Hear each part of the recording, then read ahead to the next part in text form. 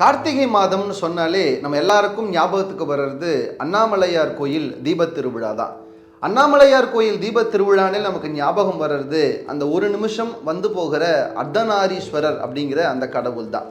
நம்ம இன்னைக்கு கோயில்கள்லையும் நம்முடைய சமயங்கள்லையும் வழிபடக்கூடிய பல விஷயங்கள் அதனுடைய தொன்மை அப்படின்னு தேடி போனோம்னா அது ரொம்ப ரொம்ப பழமையான தொன்மை இருக்கிறத பார்க்க முடியுது. அப்படிதான் இந்த கார்த்திகை மாதம் தீபத் திருவிழாவுக்கு நம்ம தரிசிக்கிற அர்த்தநாரீஸ்வரர். அர்த்தநாரீஸ்வரம் நிறைய பேர் கேள்விப்பட்டிருப்பீங்க.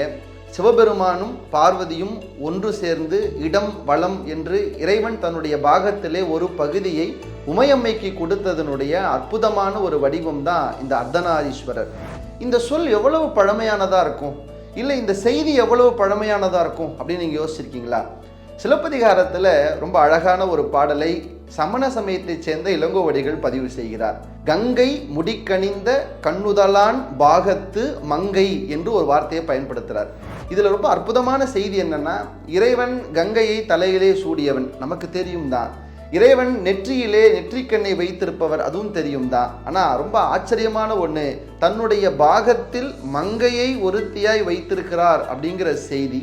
அது மட்டுமல்ல, இந்த அர்த்தநாரீஸ்வரருங்கிறதுக்கு சரியான தமிழ் சொல்லையும் நம்ம சிலப்பதிகாரத்தில் பார்க்க முடியுது. மாதொரு பாகத்து அப்படிங்கிற சொல்லை இளங்கோவடிகள் பயன்படுத்துகிறார்.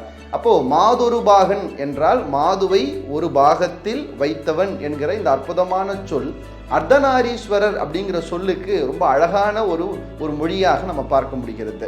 அப்போ இது சிலப்பதிகாரம் வரைக்கும் இந்த செய்தி இருந்ததா அப்படின்னு கேட்டிங்கன்னா கிடையாது. நீங்கள் சங்க இலக்கியத்துக்கு போனீங்கன்னாலும் ஐங்குறுநூறில் ரொம்ப அழகான ஒரு செய்தியை சொல்கிறத பார்க்க முடியுது.